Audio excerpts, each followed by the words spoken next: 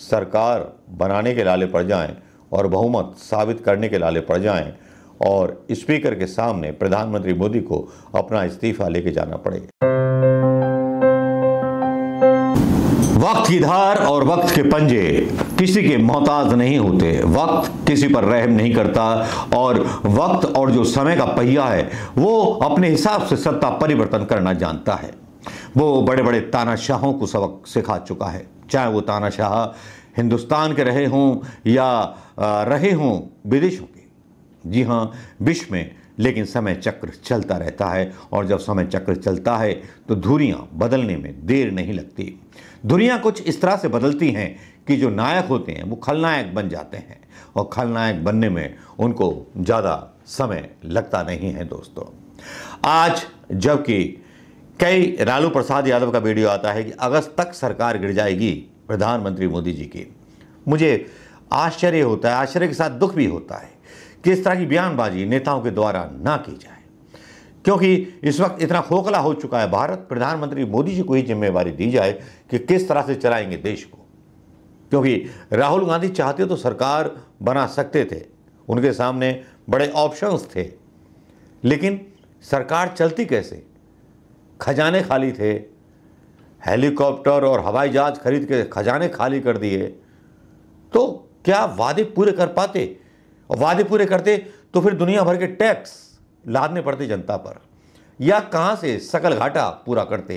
खैर, ये बजट की बातें हैं, लेकिन अब सुनने में आ रहा है कि यहां बहुत सारी विसंगतियां पैदा हो गई हैं मोदी जी के सरकार के बारे में।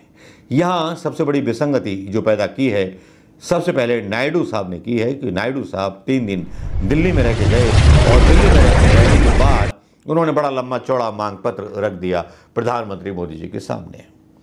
बजट आने वाला है और उसी बजट में कई अनुदानों की घोषणा होने वाली है। हालांकि कई अनुदान बिहार को भी दिए गए थे जिसमें पुल टूट रहे हैं, उसके बारे में भी आप सुनने होंगे। तो अनुदान अगर दिए जाएं तो किस काबिल मुख्यमंत्री को दिए जाएं, ये भी मतलब मायने रखता है कि प्रधानमंत्री मोदी विश्वास कितना करते हैं नायडू पर, यह भी बहुत मायने रखता है कि वो जो पैसा भेजेंगे केंद्र से तो उसमें से कितना पैसा गोलगप्पा बना के खा लेंगे या कितना पैसा योजनाओं पर लगाएंगे। आखिर प्रधानमंत्री मोदी ईमानदार तो हैं, उनकी ईमानदारी पे तो शक नहीं कर सकते, लेकिन यहां पर नायडू जो हैं अचानक से पलट जाते हैं और कुछ खिचड़ी पकने लगती है। रेवंत रेड्डी की बात होती है अचानक से राहुल गांधी के साथ फोन पर, फिर कांग्रेस के शीर्ष नेतृत्व और कई नेताओं से बात होती है, कर्नाटक के नेताओं से बात होती है, डी शिव कुमार से बात होती है, सबसे बात होती है।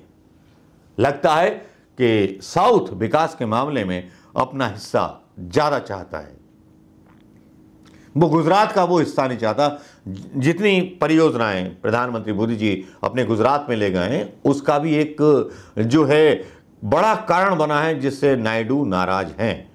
और आज अचानक से गुपचुप मीटिंग होती है रेवंत रेड्डी और चंद्रबाबू नायडू। 10 घंटे पहले की खबर मैं आपको पढ़ के सुनाना चाहूंगा आपको। रेवंत रेड्डी और नायडू की मुलाकात किन मसलों पर हुई थी? तेलंगाना के मुख्यमंत्री रेवंत रेड्डी और आंध्र प्रदेश के सीएम चंद्रबाबू नायडू के बीच पहली बार मुलाकात हुई। जानकारी के मुताबिक दोनों नेता विभाजन समेत कई मुद्दों पर बातचीत कर रहे थे। ये बैठक इसलिए भी महत्वपूर्ण मानी जा रही है क्योंकि दोनों नेता मुख्यमंत्री बनने के बाद पहली बार मिल रहे हैं। दोनों राज्यों के मुख्यमंत्री लंबित विभाजन मुद्दों के समाधान के लिए आज अकेले मिले। आंध्र प्रदेश राज्य पुनर्गठन अधिनियम 2014 की अनुसूचित और में संपत्तियां और एक दशक के बाद जो अविभाजित हैं उसके बारे में उन्होंने बात की। इसलिए मुख्यमंत्री एन चंद्रबाबू नायडू ने अपने तेलंगाना समकक्ष के साथ विचार विमर्श के साथ पहले पहल की और उसके बाद पहुंच गए रेवंत रेड्डी से मिलने के लिए। ये मुद्दे तब से अनसुलझे हैं जब नायडू आंध्र प्रदेश के और केसीआर तेलंगाना के मुख्यमंत्री थे। दोनों एक दूसरे के धुर विरोधी माने जाते हैं।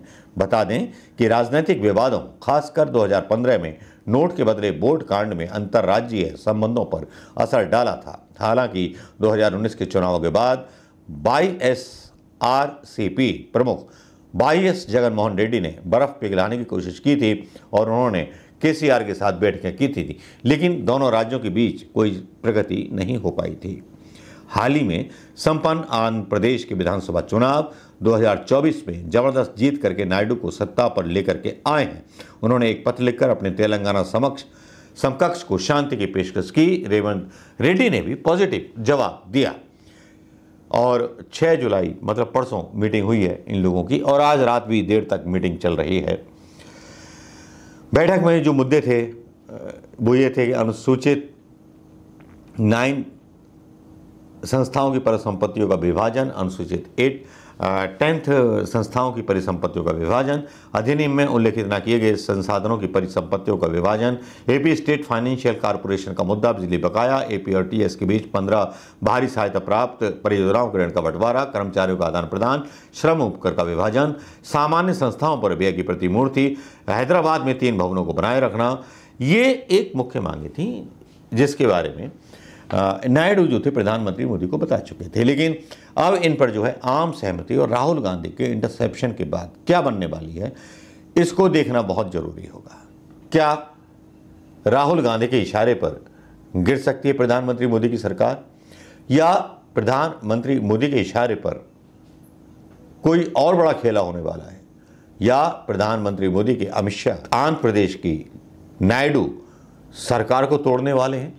दावों का दौर चल निकला है, दाव आजमाए जा रहे हैं, धोबी पछाड़, कुश्ती पछाड़, सारे दाव आजमाए जा रहे हैं।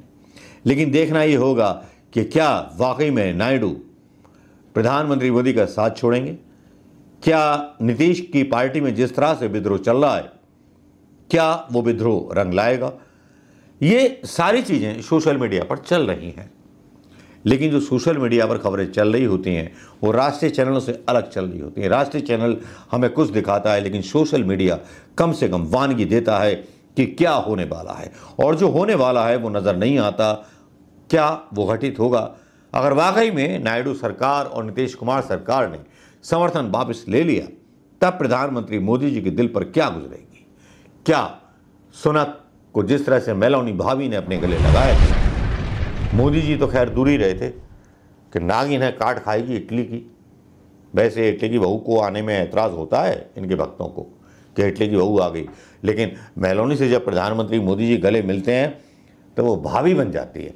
वाह यार, दोगले हैं भक्त, दोगली हैं चीज़ें। लेकिन यहाँ खेला बहुत बड़ा होने वाला है।